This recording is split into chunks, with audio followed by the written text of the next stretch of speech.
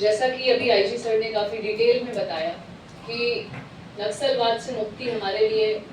कितना बड़ा अचीवमेंट है, पूरे देश के लिए कितना बड़ा अचीवमेंट है। और नक्सलवाद को समझने के लिए हमें थोड़ा सा इसकी इतिहास पे नज़र डालना ज़रूरी है कि आखिर इस तरह का मूवमेंट, इतनी बड़ी प्रॉब्लम जो एक टाइम पे देश के लिए नासूर जैसी स्थिति उसने उत्पन्न कर दी थी, वो कैसे डेवलप हुआ। तो इस पर मैं कुछ वर्ड्स बोलूँगी। इसकी शुरुआत एक नक्सलबारी में पीजेंट्स के रिवोल्ट से हुई थी, जो हमारे एग्रीकल्चरल लेबरर्स हैं, जो लैंड ओनर और लैंडलेस के बीच का जो लड़ाई था, बीच में जो उनके रिसोर्सेज, उनके संसाधन है, उसमें जो डिफरेंसेस थे, उसके रीडिस्ट्रीब्यूशन में डिफरेंसेस थे। यानी सरल शब्दों में कहें तो क्लास डिफरेंस, अमीर और गरीब के बीच का डिफरेंस,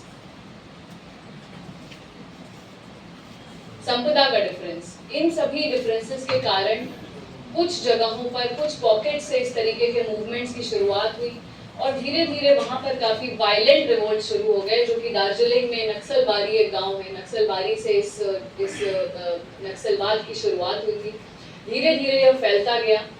और जैसे जैसे यह फैलता गया, इसे एक आइडियोलॉजी बना दिया गया कि ये क्लासलेस लेबरर्स के द्वारा या जिनके पास में कम रिसोर्सेज हैं, जहां डेवलपमेंट की कमी है,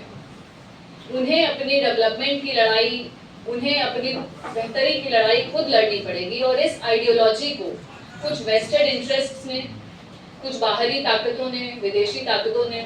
फंडिंग करनी शुरू की, जिससे बढ़ते बढ़ते इसने एक एंटी स्टेट प्रोटेस्ट का रूप ले लिया और पूरी तरह से सरकार के, स्टेट के अगेंस्ट में ये सारे कार्यकलाप किए जाने लगे। सिक्योरिटी एजेंसीज पर विभिन्न प्रकार के हमले, सिविलियंस पर हमले, डेवलपमेंटल एस्पेक्ट्स को डेवलप होने से रोकना उन क्षेत्रों में, ताकि वो आइडियोलॉजी कंटिन्यू होती रहे। तो इन सभी चीज़ों ने कैटलिस्ट के रूप में कार्य करते हुए नक्सलवाद को इतना बड़ा रूप दे दिया कि हमारे देश की केवल एक ही नहीं, मल्टीपल सिक्योरिटी एजेंसीज को डिप्लॉय होना पड़ा। कई सारी एक्सट्रीमली स्पेशलाइज्ड एजेंसीज बनाई गई सिर्फ इसी पर्पस के लिए, जिसका एक बहुत बेहतरीन एग्जांपल है ग्रे हाउंड्स, जिसे आंध्र प्रदेश में तैयार किया गया था। Extremely specialised, extremely equipped and trained only for anti Naxalite operations. CRPF obviously बहुत बड़ा कंट्रीब्यूशन सीआरपीएफ का पूरे एंटी नक्सल मूवमेंट में रहा है। आज जो हमारे बीच में, जब हम लोग 10-12 साल पहले, जब मैं यूपीएससी की तैयारी कर रही थी, उस समय इन सभी इंटरनल सिक्योरिटी मैटर्स को और सभी चीज़ों के बारे में बहुत डिटेल में पढ़ने का, पहली बार जानने का मौका मिला था। क्योंकि कई बार हम लोगों की जब स्कूली पढ़ाई होती है, कॉलेज की पढ़ाई, टेक्निकल चीज़ें होती हैं, तो उसमें आप चीज़ों को बारीकी से नहीं देख पाते हैं, चीज़ों के बारे में उतना डिटेल में अपने देश के बारे में नहीं पढ़ पाते हैं।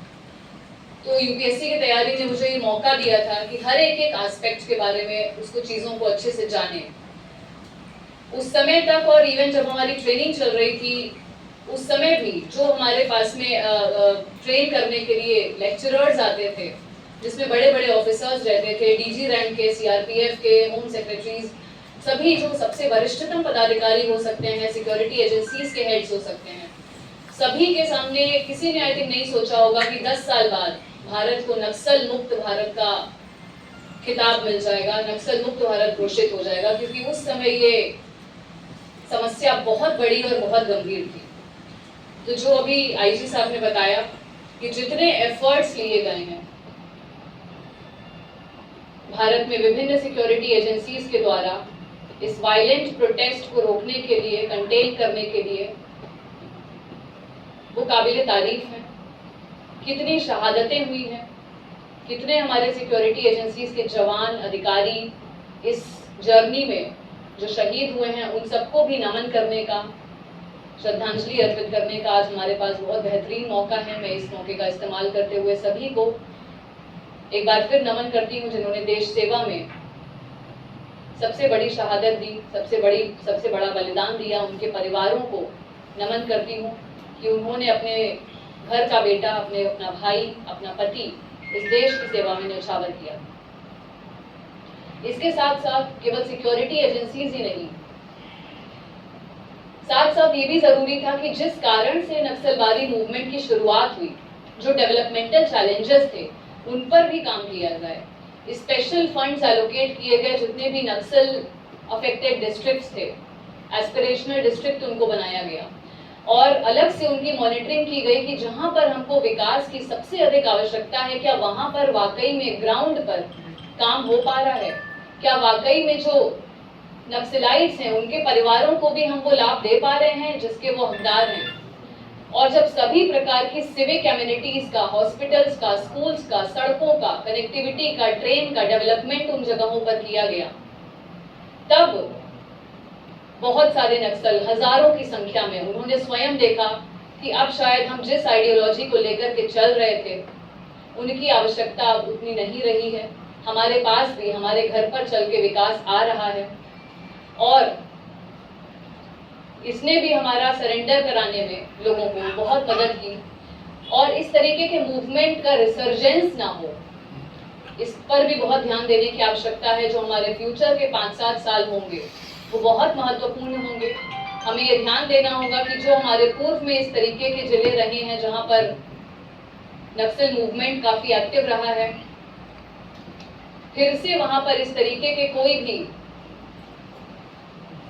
ताकतें जो है वो डेवलप ना हो पाए, इस पर भी विशेष ध्यान देने की आवश्यकता है। आई एम श्योर सभी सिक्योरिटी एजेंसीज का इस मामले में भी जो प्लान होगा, एडवांस प्लान, वो तैयार होगा और साथ साथ जो सिविल साइड के हमारे पदाधिकारी रहते हैं सभी जगह,